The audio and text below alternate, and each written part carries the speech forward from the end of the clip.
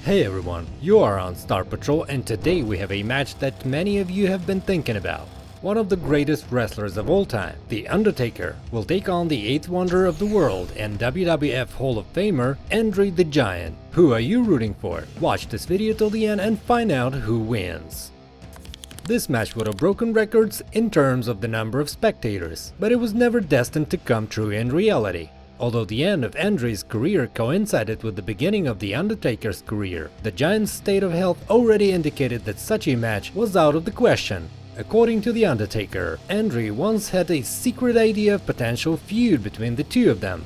Anyway, he liked me, and I guess we always think we got one match left in us, He'd come in, he's Andre the Giant, biggest star that's ever been at that time in wrestling. Worldwide phenomena, he was always the first guy in the locker room. He was always there. He would love to sit there and play cribbage, and I'd come in and say, "Hey boss, how you doing today?" He'd say, "Good. One day kid, me and you, I have this idea." "Oh really boss? Tell me about it." And he'd never tell me.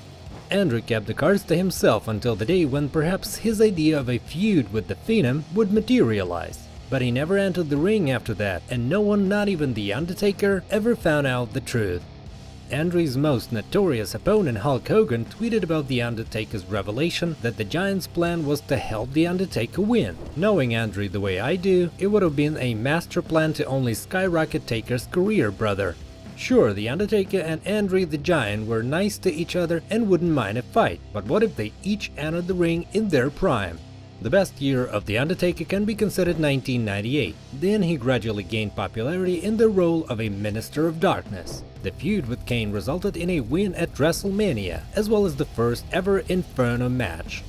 Also then, the legendary Hell in a Cell match with Mankind at King of the Ring took place. It also worth mentioning that this year there was a famous feud with Stone Cold Steve Austin. In short, it was a busy year for The Undertaker. Then the wrestler was only 33 years old. What about Andre the Giant? Although the most famous in Andre's career is the period of WrestleMania 3 when he was at enmity with Hulk Hogan, but even then his health was gradually fading away. As a performer, Andre excelled in Japan as heel. It was there that he excelled in a straight-up match, and perhaps the greatest in-ring match of his career was the classic Andre the Giant vs Stan Hansen in 1981. Then it was really hot. Shortly after the fight with Hansen, Andre broke his ankle while getting out of bed. After this injury, he will never be the same again, either in the ring or outside of it. I think you already guessed which year I chose. In my opinion, the Giant was at his peak in 1981 before he got injured.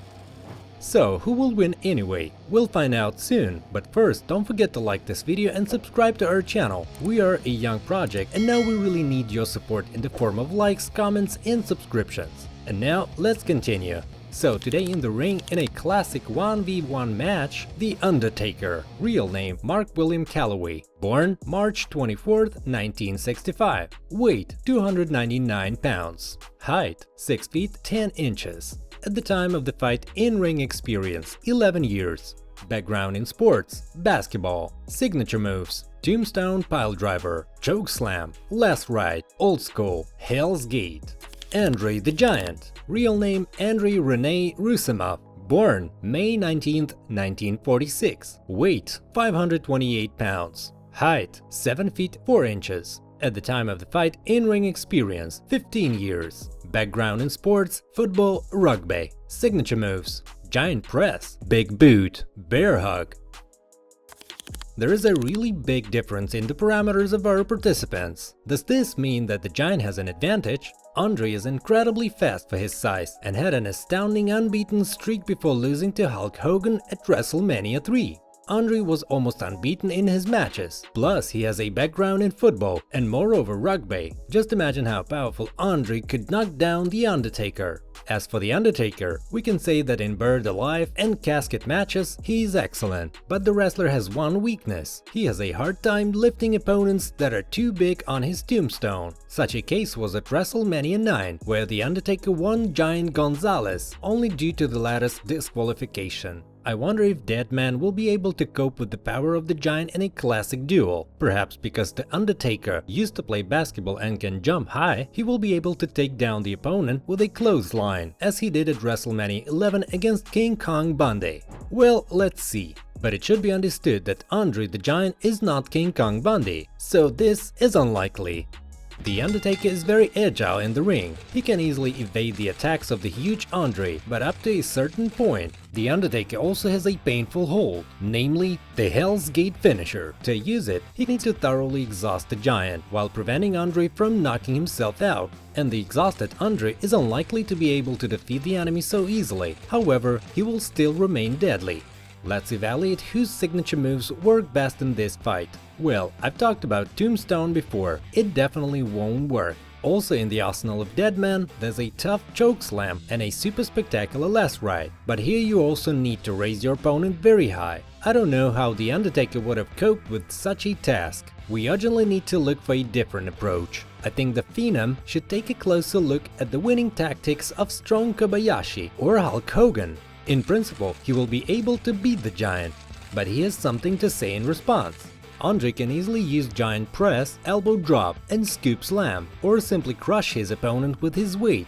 The Giant's wrestling in his best years is very unexpected and powerful. No matter how big the opponent is, he will still be smaller in size than the Giant. Andre will exhaust the opponent for a long time, and at any moment he wants, he will simply get the head off with huge big boot. Andre from the early pre-WWE period has everything he needs to win. However, those who say that he was a bit dull and immobile are primarily referring to the later years of the Giant, since Andre is at the peak of his form in our ring, although with great difficulty, but he still copes with the Undertaker and takes the title of the Star Patrol champion.